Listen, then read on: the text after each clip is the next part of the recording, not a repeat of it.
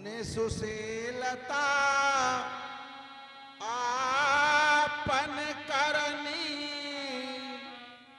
सुरपति सभा जाए सब बरनी। मैंने अपने मित्र कामदेव को भेजा था, लेकिन अभी तक वो वापस नहीं आए। पता नहीं किस कार्य में वो विलंब कर रहे हैं और मेरी चिंता समाप्त नहीं हो रही है।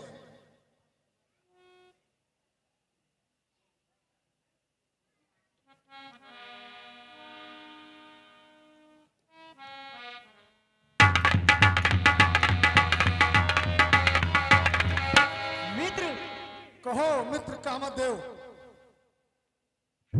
मित्र, मैंने तो आपकी आज्ञा से सब कुछ अप्सराओं द्वारा नृत्य करवाकर, जो उनसे हो सका वो करवाकर प्रयास किया, लेकिन उनकी तपस्या को भंग नहीं कर सका। क्या तपस्या उनकी भंग नहीं हुई? हाँ मित्र, और काला देव भी विफल रहा। लेकिन आपको ये तो पता हुआ होगा कि है कौन वो? मित्र इंद्र, वो तो विफल हो ही गई, परंतु मेरे सारे अस्त्र शस्त्र सब विफल हो गए। मित्र, वो मुनिराज नारद है। वो आपके सिंहासन के लोभी नहीं है, इसलिए उनका लोभ त्याग कर और गुस्सा त्याग करके आप क्षमा करें। मित्र कामदेव, कहो मित्र। मैं ये नहीं जानता था कि देवर्षि नारद जी हैं, वो तपस्या कर रहे हैं, वो माया मोह के चक्कर में नहीं है। लेकिन हाँ, ठीक मित्र। है, मैं उनसे क्षमा ले लूंगा, आप भी क्षमा ले लीजिएगा। जी मित्र, तो ठीक है भैया, ठीक है मित्र, मैं चलता हूँ। अब आप अपने गंतव्य स्थान को। तब नारद गवने शिव पाही,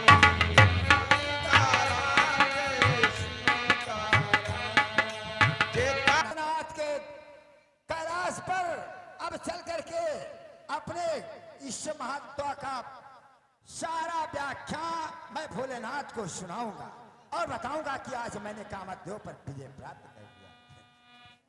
और भोलेनाथ से निराला, बैल वाले से निराला, डमरू वाले से निराला कोई और नहीं है।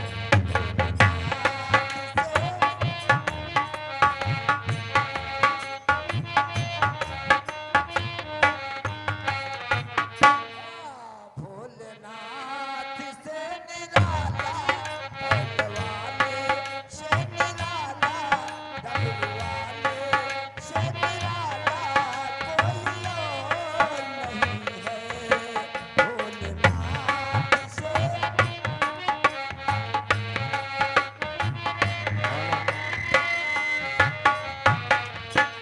ओ जिनके डमरू डम डम बोले, अजम निगम का भेद जो खोले, जिनका डमरू डम डम, जिनका डमरू डम डम बोले, अजम निगम का भेद जो खोले, जिनका डमरू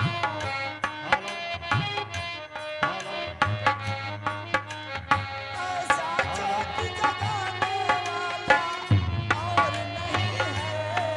भोलेनाथ से निराला, बैल वाले से निराला कोई और नहीं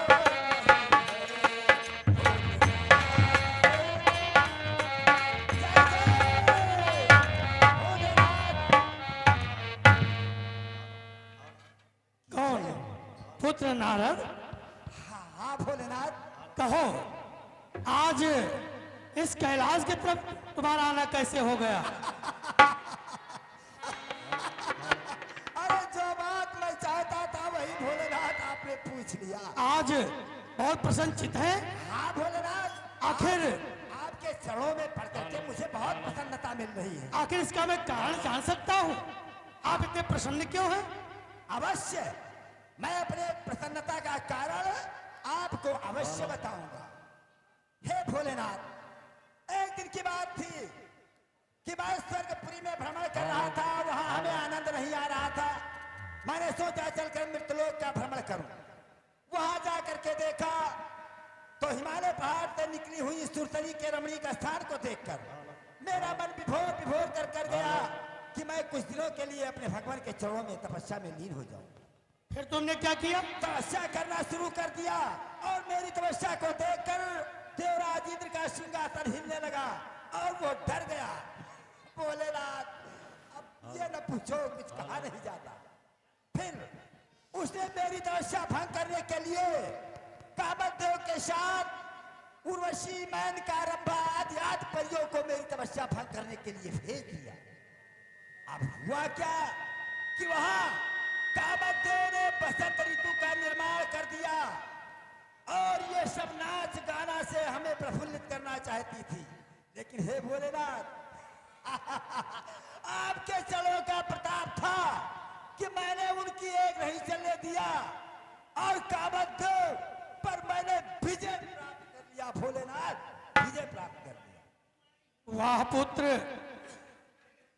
बार बार बिनवऊ मुनि तो ही जिम यह कथा सुनायो मोही। तुमने बहुत अच्छा कार्य किया है, लेकिन मैं तुमसे उस आने वाले भविष्य को मैं जानता हूं कि क्या होने वाला है, इसलिए मैं बार बार विनती करके, प्रार्थना करके तुमसे निवेदन करता हूं कि जिस कथा को तुमने मुझसे सुनाया है तिम नहीं हरे सुनावऊ कब हो, चलो प्रसंग दुरायो तब हो। अगर इधर से निकलो और रास्ते में ब्रह्मपुरी पड़ जाए तो ब्रह्मा जी इस बात को मत कहना। क्या इस बात को नहीं कहूंगा? हाँ, मत कहिएगा देवऋषि नारद जी। मैं वही आपको बताऊंगा जिसमें आपकी भलाई हो। आपको जैसा अच्छा लगे आप वैसा कीजिए। आखिर हो क्या गया है? ठीक है भोलेनाथ, मेरा प्रणाम लीजिए। कल्याण मस्त। शंभु बचन मुनि मैं तो समझा था कि भोलेनाथ को एक खुशखबरी बता दूंगा तो वो हमारे ऊपर बहुत प्रसन्न होंगे, लेकिन ये क्या हुआ, इसका उल्टा हो गया। शायद भोलेनाथ को मेरा वचन या मेरा विजय प्राप्त करना अच्छा नहीं लगा, इसीलिए उन्होंने हमें रोक रखा है कि तुम ब्रह्मपुरी में जाकर के ब्रह्मा जी से न बताना। अरे क्यों नहीं बताऊंगा, मैंने कोई चोरी नहीं किया है। मैंने कामदेव जैसे पराक्रमी योद्धा पर विजय प्राप्त किया है, क्यों नहीं बताऊंगा। वैसे तो नहीं जाता, लेकिन अगर अब इन्होंने रोक रखा है तो मैं अवश्य इसी समय जाकर के ब्रह्मपुरी में और ब्रह्मा जी से बताऊंगा कि मैंने कामदेव पर विजय प्राप्त कर लिया। विजय प्राप्त, शायद मैं ब्रह्मपुरी पहुंच गया। जय जय हो ब्रह्मदेव के चरण कमलों में नारद का प्रणाम। कल्याण हो, कल्याण हो। पितामह, कहो पुत्र, आज ब्रह्मलोक में आने का कारण क्या है और आज आप बहुत प्रसन्न दिखाई दे रहे हैं? अरे यही बात तो हर व्यक्ति पूछता है, यही बात तो भोलेनाथ ने भी पूछा था, लेकिन परिणाम उसका उल्टा हुआ। हे पिताजी, अगर आप मेरे खुशी का कारण जानना चाहते हैं तो आज मैंने वो कार्य किया है जो आपके कोई देवता ने आज तक नहीं किया, स्वयं आपने भी नहीं किया। ऐसा कौन सा कार्य किया है आपने? हाँ पितामह, आज मैंने कामदेव जैसे योद्धा पर विजय प्राप्त कर लिया है, विजय प्राप्त कर लिया। वाह, हाँ पितामह। तब तो आपने बहुत अच्छा काम किया है। क्या? बहुत अच्छा किया है। वाह, भला आपने इतना कहा तो। लेकिन एक बात ध्यान रखना नारद, क्या? ये जो प्रसंग आपने मुझसे सुनाया है, ये कहीं त्रिलोकीनाथ विष्णु से मत कहना। अरे ये हो क्या रहा है? अच्छा पितामह, हमें आज्ञा दें। और मेरी सुनो, हाँ, अगर ये प्रसंग चलता भी है तो तुम इस बात को टाल देना, अच्छा इसी में तुम्हारा कल्याण है। ठीक है पितामह, ठीक है, मेरा प्रणाम। कल्याण हो। वाह, वही हमें रोकता है कि दूसरे से नहीं कहना। अरे भोलेनाथ के पास गया तो उन्होंने कहा कि पितामह से न कहना, और पितामह से आकर के बताया तो ये मना कर रहे कि भगवान विष्णु से न कहना।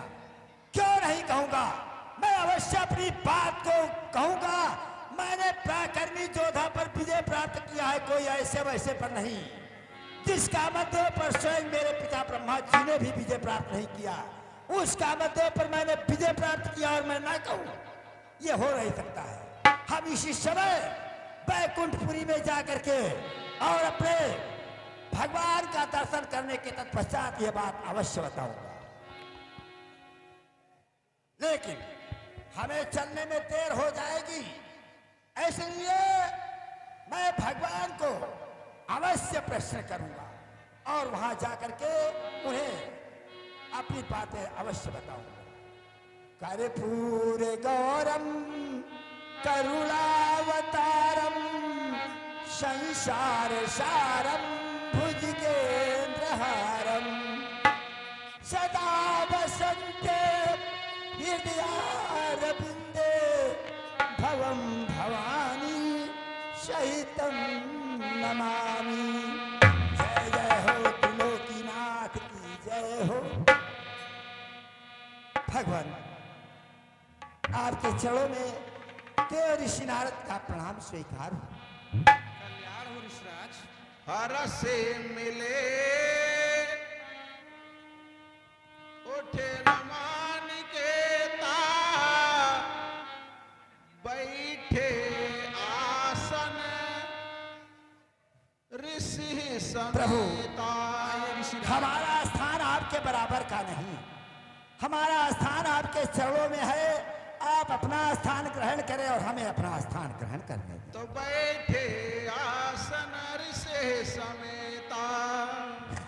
प्रभु, बोले बिहस चराचर राया, बहुत दिनन मुनि के निदाया। हे मुनीश्वर, आज आपने हमारे क्षीर सागर में बहुत दिनों के बाद दया की है। हाँ प्रभु, आपने तो ये बातें बता करके हमारे पूर्व जन्म की बातें याद दिला रहे हैं। हाँ प्रभु, बहुत दिनों के बाद आया हूं और आज आया हूं तो प्रसन्नता का कारण भी लेकर के आया हूं। आज हम इतना प्रसन्न हैं कि जीवन में कभी भी इतना प्रसन्न नहीं थे। कैसे ऋषिराज? इसलिए कि हे प्रभु, आज मैं स्वर्गपुरी से चलकर मृतलोक पर जाकर के वहां के रमणीक स्थान को देखकर आपके तपस्या में लीन हो गया। मेरी तपस्या को देखकर देवराज इंद्र का सिंहासन हिलने लगा और वो मेरी तपस्या भंग करने के लिए कामदेव जैसे पराक्रमी योद्धा के साथ साथ पहियों को भेज दिया।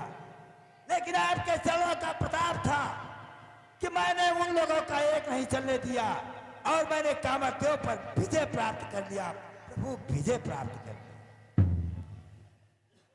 सुन मुनि मोह होई मन ताके, ज्ञान विराग हृदय नहीं जाके। हे मुनीश्वर, सुनिए, मोह उसके मन में होता है जिसके मन में ज्ञान वैराग्य नहीं होता है। ब्रह्मचर्य व्रत रतमति धीरा, तुम ही के करई मनोभव पीरा। हे मुनीश्वर, आप तो ब्रह्मचर्य व्रत करने वाले हैं, कहीं आपको कामदेव सता सकता है? हाँ प्रभु, ये सब आप ही की तो कृपा है। तो नारद कहो सहित अभिमाना, कृपा तुम्हारे सकल हे भगवान, भगवान। हे त्रिलोकीनाथ, ये सब आपकी कृपा, आपके चरणों का प्रताप है। कुछ आज नारद जैसे भक्त ने कामदेव पर विजय प्राप्त किया है। करुणा निधि मन दीख विचारे, और अंकुर गर्भ तरु भारी। अब मुझे प्रतीत होता है कि मुनीश्वर के मन में कुछ एक गर्भ का अंकुर पैदा हो चुका है। तो बेगी समय डारी हूँ खारे, प्रण हमार सेवक हितकारी। और मैं उसे तुरंत उखाड़ कर फेंकूंगा, क्योंकि सेवकों का हित करना हमारा प्रण है। तो मुनि करहित मम को तो कहो ये, अवश्य उपाय करब मैं सोई। हे मुनीश्वर, जिस प्रकार से तुम्हारा हित होगा मैं वही उपाय करूंगा। तब वाह प्रभु। नारद हरे पद सिर नाये, चले हृदय अमित अधिकाई। हे भगवान, अब हमारा प्रणाम स्वीकार करें और हमें आज्ञा प्रदान करें कि मैं चल करके भ्रमण करूं। ठीक है मुनीश्वर, प्रणाम प्रभु। कल्याण हो। श्रीपति निज माया तब प्रेरी, माया तब प्रेरे, सुनहो कठिन करनी तेरे। अब मुझे माया को प्रेरित करना चाहिए।